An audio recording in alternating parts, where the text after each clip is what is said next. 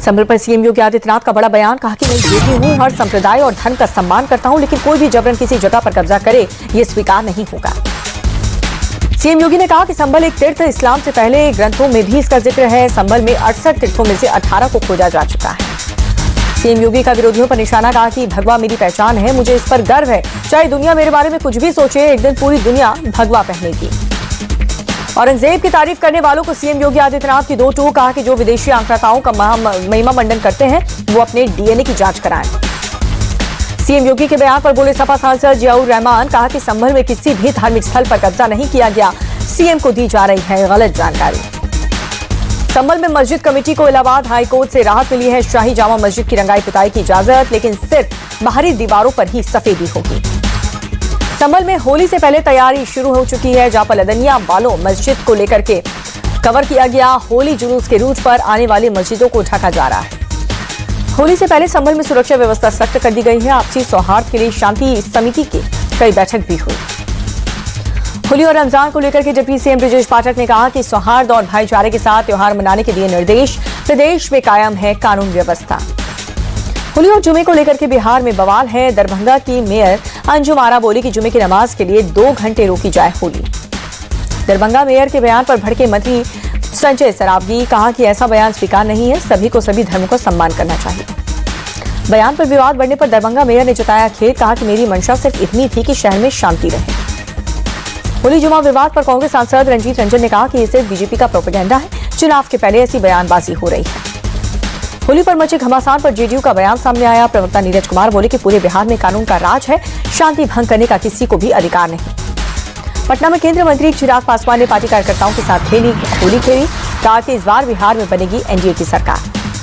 पटना में होली को लेकर के तैयार है पुलिस प्रशासन। एसपी अवकाश कुमार बोले कि सोशल मीडिया पर नजर है, संवेदनशील इलाकों में जवानों की तैनाती है। छत्तीसगढ़ में होली के मौके पर राज्य वक्फ बोर्ड का बड़ा फैसला, सभी मस्जिदों में जुमे की नमाज का बदला गया वक्त, 2 से 3 बजे तक होगी नमाज। शुभेंदु अधिकारी के बयान को ममता बनर्जी ने बताया संविधान विरोधी, कहा कि सामाजिक सौहार्द बिगाड़ने वाला बयान बिल्कुल भी बर्दाश्त नहीं किया जाएगा। ममता बनर्जी बोली कि हिंदुत्व के नाम पर लोगों को लड़ा रही है बीजेपी, संविधान और सेक्युलरिज्म की रक्षा के लिए जान भी दे दूंगी। शुभेंदु अधिकारी के कल विधानसभा में कहा था कि अगर 2026 में बीजेपी सरकार बनी तो मुस्लिम विधायकों को सदन से बाहर करेंगे। शुभेंदु अधिकारी के बयान को टीएमसी नेता सांप्रदायिक सांसद सौगत रॉय बोले कि बंगाल विधानसभा में बीजेपी कभी नहीं आ पाएगी। सीएम ममता बनर्जी के करीबी मंत्री फरहाद हकीम ने बीजेपी को गुंडे की पार्टी बताई, कहा कि जनता के चुने हुए प्रतिनिधियों को विधानसभा से बाहर फेंकना किसी के बस की बात नहीं है। टीएमसी नेता कृणाल घोष ने शुभेंदु अधिकारी के बयान पर जताई आपत्ति, पूछा कि क्या बीजेपी का केंद्रीय नेतृत्व इस तरह के बयान का समर्थन करेगा। ममता सरकार के खिलाफ बीजेपी की घेराबंदी जारी है। आज भी विधानसभा के बाहर किया गया प्रोटेस्ट। जगन्नाथ सरकार ने शुभेंदु अधिकारी का किया समर्थन, कहा कि पश्चिम बंगाल में हिंदू पीड़ित हैं, लेकिन इस पर सीएम ममता चुप है। टीएमसी सांसद कृणाल बनर्जी बोले, कल्याण बनर्जी ने कहा कि बीजेपी को मुसलमान से इतनी नफरत है तो वोटर लिस्ट से नाम हटा दें। इटावा में केदारेश्वर मंदिर के निर्माण पर उत्तराखंड में उठे विरोध के स्वर, सपा प्रमुख अखिलेश यादव ने केदारनाथ मंदिर की तर्ज पर कराया मंदिर का निर्माण। उत्तराखंड में ब्राह्मण समाज ने सीएम धामी को पत्र लिखकर के मंदिर निर्माण पर आपत्ति जताई। बीजेपी विधायक सुरेश मैथानी बोले कि केदारेश्वर मंदिर बनाकर के हिंदू समाज को भ्रमित कर रहे हैं अखिलेश यादव। समाजवादी पार्टी का पलटवार, प्रवक्ता अमित जमाई बोले कि क्या पुरोहित और पंडित ही बनाएंगे मंदिर, पीडीए के लोगों को मंदिर बनवाने का अधिकार नहीं है। बिहार विधान परिषद में नीतीश कुमार और राबड़ी देवी के बीच जोरदार बहस हुई। राबड़ी देवी बोली कि भांग पीकर आते हैं नीतीश कुमार, महिलाओं का करते हैं अपमान। नीतीश कुमार बोले कि बिहार में बहुत काम हुआ है, अब हम इधर उधर नहीं जाएंगे, जिनके साथ हैं उन्हीं के साथ रहेंगे। तेजस्वी यादव ने कहा कि नीतीश कुमार पर फिर से निशाना साधते हुए बिहार की बागडोर ऐसे आदमी के हाथ में है जो कि अचेत अवस्था में है, जिसकी हालत ठीक नहीं है। बिहार विधानसभा से आरजेडी विधायकों का वॉकआउट, नीतीश कुमार पर महिलाओं का अपमान करने का आरोप लगा है। हरियाणा निकाय चुनाव में कांग्रेस का सुपड़ा हुआ साफ, 10 में से 9 सीट पर बीजेपी जीती है, 1 सीट निर्दलीय के खाते में आई है। हरियाणा की जनता ने ट्रिपल इंजन सरकार पर अपनी मुहर लगा दी। निकाय चुनाव में मिली जीत के बाद बोले सीएम नायब सैनी।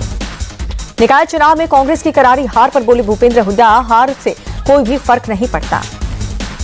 निकाय चुनाव में मिली बंपर जीत से बीजेपी गदगद है। जेपी नड्डा बोले कि ये पीएम मोदी के नेतृत्व में और हर एक कार्यकर्ता की मेहनत की जीत है। शिवसेना नेता राम कदम ने लाडली बहन योजना बंद करने की मांग की है, कहा कि इसे बंद करने से 10 नई योजनाएं शुरू हो जाएंगी। रामदास कदम के बयान पर हमलावर विपक्ष शिवसेना यूबीटी नेता आदित्य ठाकरे बोले कि लाभार्थी महिलाओं की संख्या कम करने में लगी है सरकार। लाडली बहनों के साथ धोखा कर रही है महाराष्ट्र की सरकार। कांग्रेस नेता अमित देशमुख का बयान भी सामने आया। शरद गुट के नेता जितेंद्र आवार का बयान, कहा कि रामदास कदम ऐसे नेता हैं जो कि हमेशा सच बोलते हैं। लाडली बहनों के साथ धोखा कर रही है महाराष्ट्र सरकार। लाडली बहन योजना को लेकर के झूठ फैला रहा है विपक्ष। बीजेपी नेता सुधीर का अटैक। महाराष्ट्र के कौशल विकास मंत्री मंगल प्रभात का भी बयान सामने आया। कहा कि लाडली बहन योजना बंद नहीं करेगी सरकार, 1500 रुपए हर महीने मिलेंगे। महाराष्ट्र के डिप्टी सीएम अजीत पवार की नेताओं को नसीहत, कहा कि ऐसे बयान न दें जिससे माहौल खराब होता है। मॉरिशस के सर्वोच्च सम्मान से सम्मानित हुए पीएम मोदी राष्ट्रीय दिवस समारोह में शामिल हुए। सम्मान मिलने पर पीएम मोदी ने कहा कि ये सिर्फ मेरा सम्मान नहीं बल्कि 140 करोड़ भारतीयों का सम्मान है। पोर्ट लुई के गंगा लेक पर पीएम मोदी ने पूजा अर्चना की है। महाकुंभ का जल भी गंगा लेक में अर्पित किया। भारत और मॉरिशस के पीएम मोदी के द्विपक्षीय बातचीत हुई है। दोनों देश के बीच कई अहम मुद्दों को लेकर के साइन हुआ।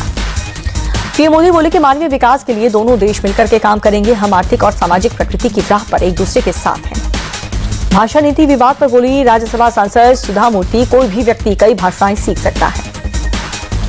वक्फ बिल के खिलाफ AIPMLB के धरने पर सपा सांसद आनंद भदौरिया का समर्थन। कहा कि बीजेपी हड़पना चाहती है मस्जिदों की जमीन। म्यांमार और थाईलैंड में 266 भारतीय सुरक्षित लौटे हैं। साइबर अपराध केंद्रों से रिहा करने के बाद वापसी हुई। 14 मार्च से 2 दिनों के असम दौरे पर गृहमंत्री अमित शाह साथ ही कई कार्यक्रम में शामिल होने वाले हैं। मुंबई के मरीन ड्राइव थाने पहुंचा सपा विधायक अबू आजमी। कोर्ट के निर्देश पर पेशी हुई है। औरंगजेब विवाद से पूछताछ कर रही है पुलिस की टीम। QS की रैंकिंग में 9 भारतीय विश्वविद्यालय का दबदबा है, जहां पर वर्ल्ड क्लास टॉप 50 यूनिवर्सिटी में JNU, IIT और IIM का नाम शामिल। पंजाब विश्वविद्यालय के दीक्षांत समारोह में शामिल हुए राष्ट्रपति द्रौपदी मुर्मू, राज्यपाल और हरियाणा के CM भी मौजूद रहे। मध्य प्रदेश सरकार के 4 करोड़ 21 लाख का बजट पेश किया गया है। किसान, युवा, लाडली बहन समेत कई क्षेत्र में किए गए हैं बड़े ऐलान। लाडली बहनों को अटल पेंशन योजना से जोड़ेगी सरकार, जहां पर उद्योगों में 3 लाख नौकरियां देने का वादा भी किया गया। CM मोहन यादव के बजट को बताया ऐतिहासिक। कहा कि सभी वर्गों का ख्याल रखा जाएगा। MP के विकास और जन कल्याण को दी गई है गति, देगा ये बजट। केंद्रीय मंत्री शिवराज सिंह चौहान का बयान। कांग्रेस ने MP सरकार के बजट को बताया निराशाजनक। कहा कि घोषणा पत्र के एक भी वादे पूरे नहीं किए गए। लालकृष्ण आडवाणी से मिली है दिल्ली की CM रेखा गुप्ता। कहा कि मुझे आडवाणी जी का मार्गदर्शन मिला। दिल्ली के मंत्री प्रवेश वर्मा ने उपराज्यपाल VK सक्सेना से मुलाकात की। आगामी चुनाव को लेकर के, बजट को लेकर के, कई मुद्दों को लेकर के चर्चा हुई। दिल्ली सरकार के मंत्री आशीष सूद ने अपने निर्वाचन क्षेत्र जनकपुरी में किया दौरा। क्षेत्र की समस्याओं का जायजा लिया। दिल्ली में अवैध रूप से रह रहे बांग्लादेशियों की धरपकड़ जारी है। पुलिस ने 24 बांग्लादेशियों को पकड़ा है। उपराष्ट्रपति जगदीप धनखड़ दिल्ली एम्स से डिस्चार्ज हुए। 9 मार्च को सीने में दर्द के बाद कराए गए थे एडमिट।